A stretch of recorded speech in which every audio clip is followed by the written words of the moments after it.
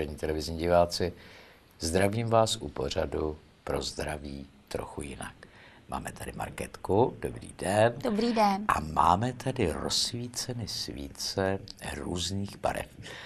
Musím se přiznat, že v barvách se příliš nevyznám, ve svíčkách to už vůbec ne, protože my si děláme ohně a nebo se jdeme očistit a vykládáme z vody, možná i z plamenu, ale ne svíce. Takže Markétko, proč zapálené svíce různých barev? Tak je to, aby jsme si to ujasnili, tady ty barvičky, každá barva má nějaký význam. No a já myslím, že ty svíčky nám to krásně prozradily. Máme tady žlutou svíčku, žlutá barva, je to to slunce, taková ta teplá barva, tu potřebujeme všichni, že jo, to sluníčko. To znamená energie Energie třeba. A hlavně lidé, kteří jsou náchylní, to znamená mají nějaké jakékoliv kožní onemocnění, jo, tak právě ta žlutá barva je pro ně léčivá. Bradavice z prstíků, žlutá svíčka už je pryč. No, nebo... Ale abych nechyt. To ne. Opravdu ta žlutá je barva léčivá, dokonce hodně i lékaři si jako používají jako barva třeba do těch čekáren pro ty pacienty, aby se tak jako sklidnili, než dojdou na to vyšetření. A bílá barva, to je ta andělská úžasná energie. Ano. To je ta ochrana. Ochrana a nevinnost. Nevinnost. A je to léčivá barva, bílá. Aha. Takže proto mají nevěsty většinou bílé šaty a bílý záboj, aby nám mužům řekli, my tě budeme léčit, chránit a jsme nevinné, ano? No, je to tak. No, tak ta bílá, je to barva, samozřejmě, když je zkombinovaná potom třeba i s černou, tak to lépe vypadá. Ale musím říci, že já osobně, aby ty energie yin a yang byly vyrovnané, tak to ráda kombinuju tyto barvy. Aha. A že nám to vřele doporučuji. Víte, mě zase ta bílá v kombinaci s černou připadá tak trošku jakoby možná smuteční, a nebo taková hodně už duchovní, jo? To znamená třeba knězi pálej bílo-černou svíčku při různých příležitostech a přijde mi, že to je hodně duchovní záležitost a ono je to vlastně vyrovnání energií, protože bílá a černá, máte pravdu, obrovské protiklady. No dobře, no. A teď mi teda ještě řekněte, přece vrátíme-li se do historie, tak byly svíce převážně bílé. Ano. To znamená, že ty lidi nejenom, že si potřebovali posvítit, ale tou svící vlastně jakoby něco dokazovali, nebo to byla jenom náhoda, protože se nebyly známy barviva, nebo známá barviva? No ta bílá je barva čistoty, míru a klidu. Ano. A je to taková jako i posvátná barva. Jo.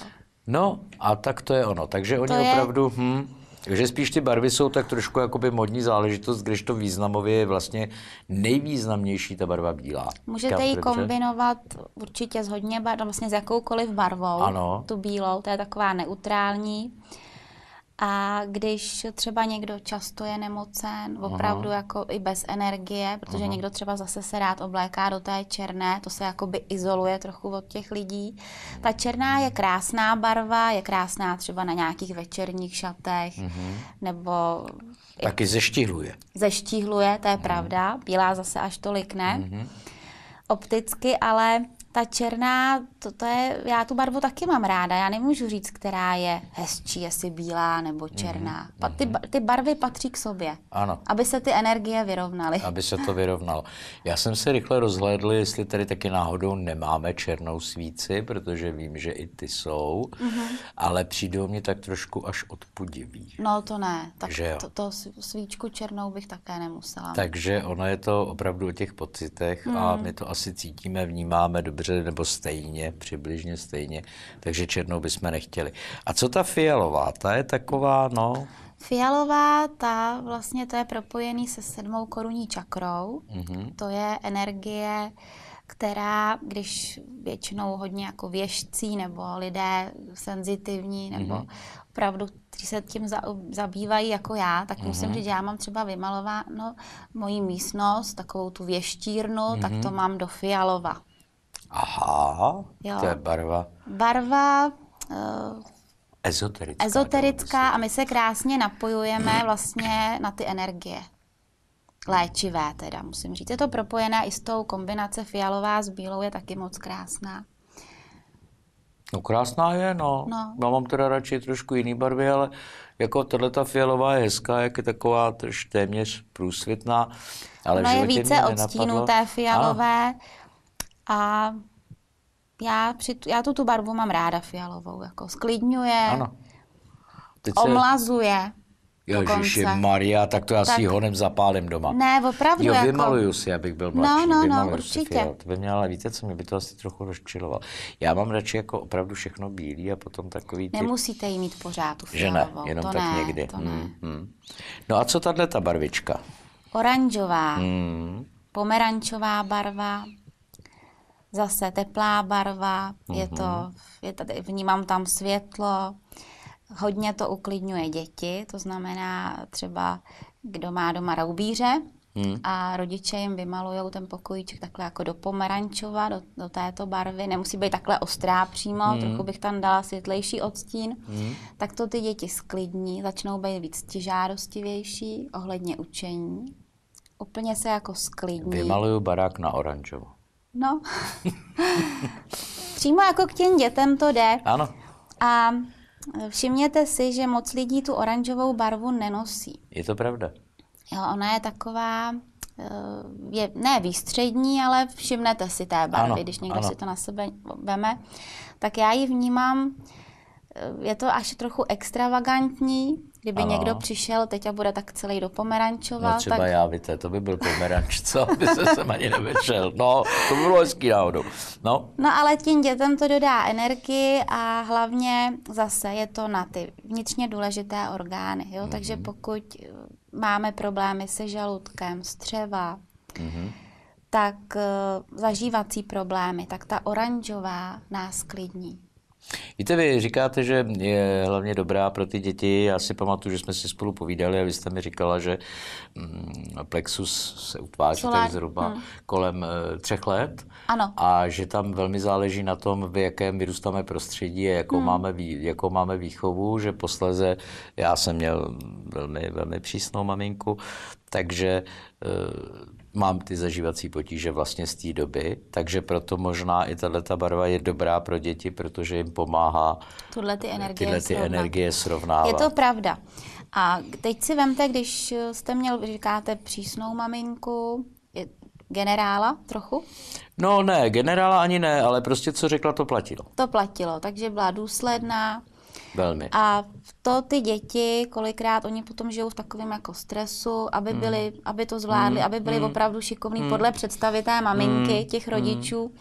A ten stres se dá právě do té solar plexus, do té třetí čakry. A je to velice bolestivé, protože ty děti můžou trpět žaludeční neurózou, můžou se vyskytnout žaludeční vředy. A to už je to už je pak na pováženou. Takže občas i ty děti, oni jsou tak citliví. Všimněte si třeba, pokud my maminky je neoblékáme, oni mají svůj šatník a teď teda ráno vstanou a jdou do školy nebo do školky a maminka řekne, jak si něco vyberte, tak většinou o víkendu ty děti si vyberou něco veselého. Červenou, růžovou nebo takové veselé barvy. Ano. A když mají jít do školy nebo mají nějaké povinnosti, tak si sahnou po těch tmavých barvách. A to už mám čím? No, jakože nejsou v pohodě, nejsou v takovém klidu, musí se více soustředit a o tom víkendu oni tak jsou uvolnění, ví, že se nemusí připravovat do té školy, že žádné kroužky nebudou. Tak to je jenom u těch dětí. Jo. Dospěláci zase, když nemají dobrou, mají takovou tu ty šedé energie, já tomu říkám ta šedá barva, tak se oblíkají tak jako smutně a to také není dobrý.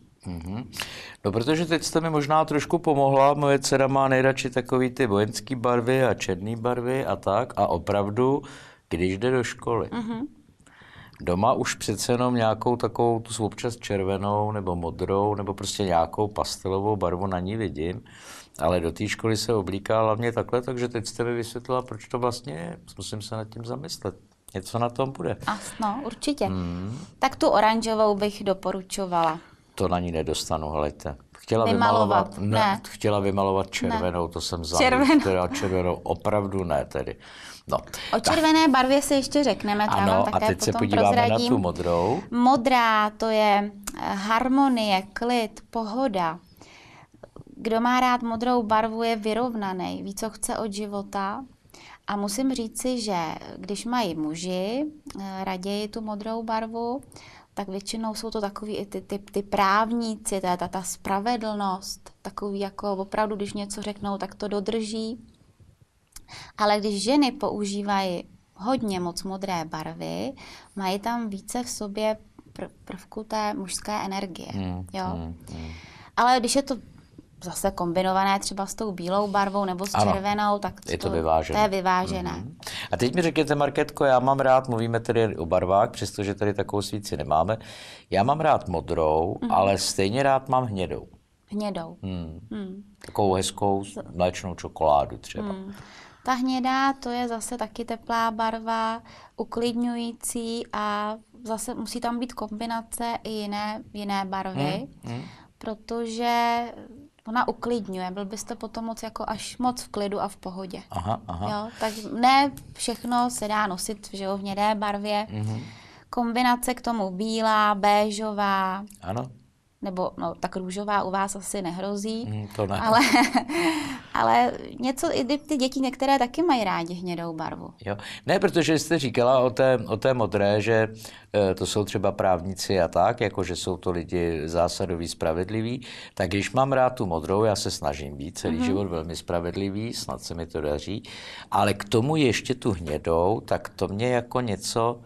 No je to hodně propojené i s přírodou, jo. Aha. Zelená, hnědá, to Zelenou nenávidím. No.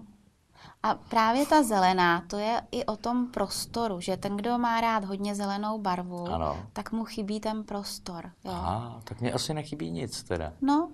Mám rád tu hnědou, hezky si sedím doma, mám to všechno od té nejsvětlejší po nejtmavší hnědou. Ale to je uklidňující, mně se tu ty odstíny také moc líbí. I nábytek do hněda, nebo potom i vymalována, taková ta světle béžová, nebo světlonce hnědá. To jsou krásné barvy.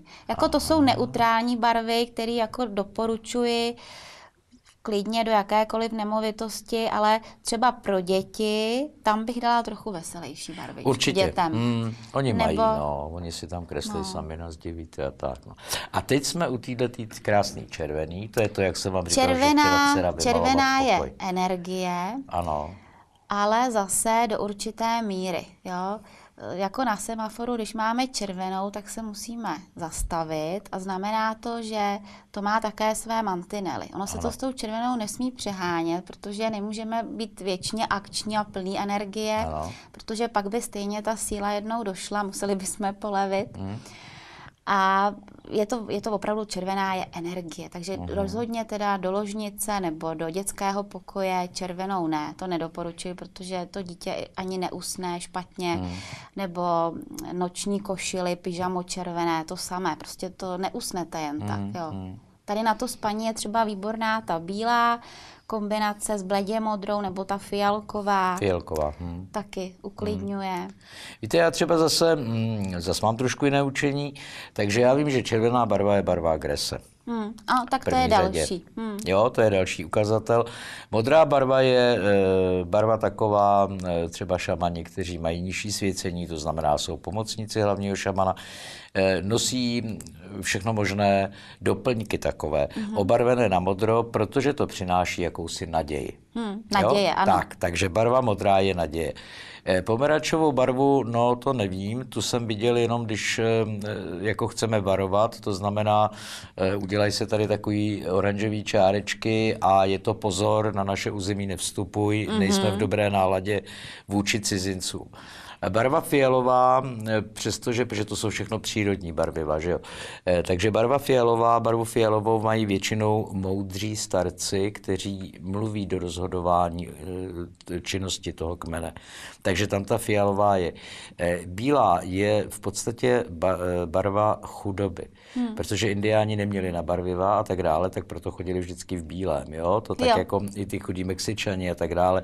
Bílá barva chudoby, prostoty a čistoty. Žlutá barva je vlastně barva falše. Je to tak? Nebo ne? No, úplně bych tak neřekla, protože ta žlutá, ale zase v jiném smyslu. Neupřímnost. Ne, přesně tak. Jo? Když na něco čekáme a teď jsme v rozpacích a nevíme, jak to dopadne, tak no, není tam úplně ta jistota, ten klid. Ano, je to tak. Takže ta žlutá, jo, tohleto učení taky ty naši v té barvě... předkové moc tu žlutou tam moc nebyla, že jo, tu ta barva, když to vezmeme. No. Ano, to je pravda. No, protože tam byla bílá, byla tam červená, bývala ta černá. Ještě se vrátím k té černé svíčce. To je nějaká hodně smuteční, že jo, nebo... Černá svíce, to je opravdu smutek. To bychom se začali zase možná bavit i o té magii. Aha, a ta se používá u té ošklivé magie, černá svíčka. Svíčka. Hejte, mně se ta žlutá moc nelíbí a jí zhasnout. Co vy na to? Tak jo. A budeme si povídat o barvách jiných. Hejte, ani to moc nečetí. Jsem ale šikovnej žabáček. No. A jenom jsem vám neprozradil, že jsem se spálil. Takže tyhle ty krásné barvičky, to znamená, že jestliže si vyndám třeba doma prostírání, kombinace barvy bílá, fialová a modrá, tak mě to sklidní. Určitě sklidní a dokonce dodá i energii. Dodá mi to energii. Dodá energii. A pokud někdo nemá právě otevřenou tu 7. korunní čakru, o tom jsme se už bavili v předchozích pořadech, tak chci říci, že je to člověk uzavřený, smutný, utrápený a může se tam právě hodně i objevovat té černé barvy. Taková ta smuteční, nebo já jsem do toho prostoru mi nikdo nechoďte, to je jenom moje místo. A to je ta černá. Jako nemělo by se to přehánět, ale když někdo teďko chce, dejte mi všichni pokoj, já chci mít klid, já v té černé barvě chci být, tak každý člověk má na to právo. Musíme ho nechat, nějakou dobu to vydrží, ale pak by opravdu onemocněl, takže buď tu barvu sundá dobrovolně, začne ten šatník si obmění, anebo pak musí přijít i něco špatného. Aha. A myslíte, Markétko, že je možné, jak říkáte, tu 7. čakru, pokud není otevřená, jí pomoci třeba i barev?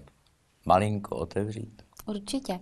A právě jde i o ty barvy, jak máme vymalované ty prostory v našem domově, nebo co nosíme na sobě, nebo s jakýma lidma se potkáváme, to je taky na tom hodně záleží. Ano. Ale máme léčitele, kteří nám s tím i mohou pomoci a tu 7. korunní čakru nám otevřít.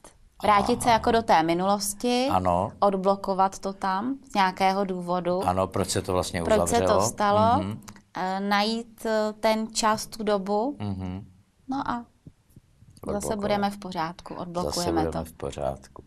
Začneme se uzdravovat. Já říkám lidi, kteří mají tu 7. korunní čakru a i z části uzavřenou, je to propojení na tu 8. čakru, no tak jsou unavený, ospalí, protože kdo má otevřenou tu 7. korunní čakru, to jsou takový tykadýlka a oni nás zase směrují k těm správným lidem, u kterých se budeme uzdravovat. Ty, kdo jsou uzavřený, odevírají energii, no a pak my ji taky ztrácíme.